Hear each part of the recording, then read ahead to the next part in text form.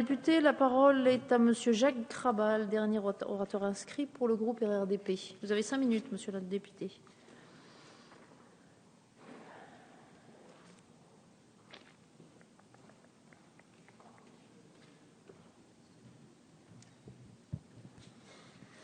Madame la Présidente, Madame la Ministre, Monsieur le Ministre, Messieurs les Présidents des Commissions des Finances et des Affaires économiques, Madame et Messieurs les rapporteurs, mes chers collègues, vous avez raison, Madame la Ministre, d'exprimer que cette mission est bien plus qu'une succession de chiffres ou d'actions, bien sûr sur lesquelles je reviendrai.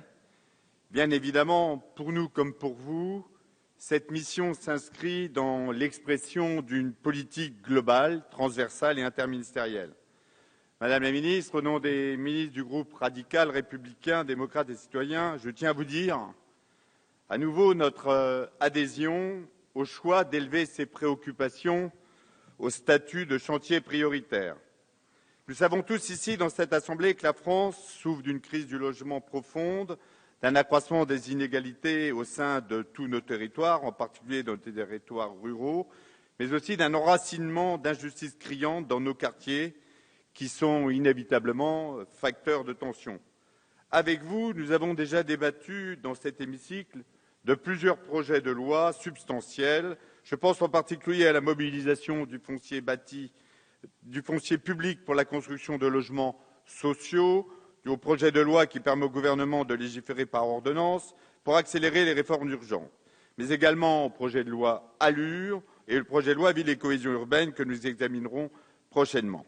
Ce texte budgétaire vient amplifier et compléter les efforts importants déjà entrepris par le gouvernement sur la politique de la ville, du logement et de l'urbanisme. 100 millions d'euros supplémentaires à périmètre constant pour cette mission. C'est un signal fort que nous tenons à saluer. Concernant les crédits pour la politique de la ville, nous avons entendu, bien évidemment, certaines critiques dénonçant la baisse de 4%.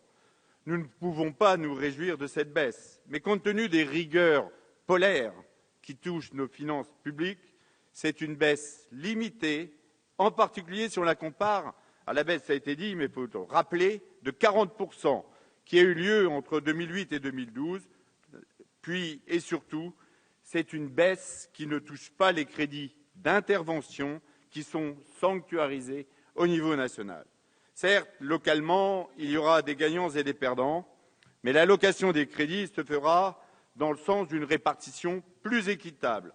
Enfin, les restructurations nécessaires sont engagées avec des objectifs de lisibilité, de cohérence qui nous conviennent.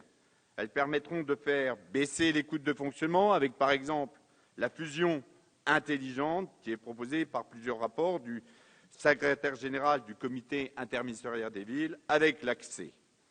Concernant la politique du logement, Madame la Ministre, je tiens à vous manifester personnellement ma satisfaction sur l'abaissement du taux de TVA pour la construction, ça a été dit, mais vous le répétez également, la rénovation des logements sociaux et la réalisation des travaux liés à la transition énergétique.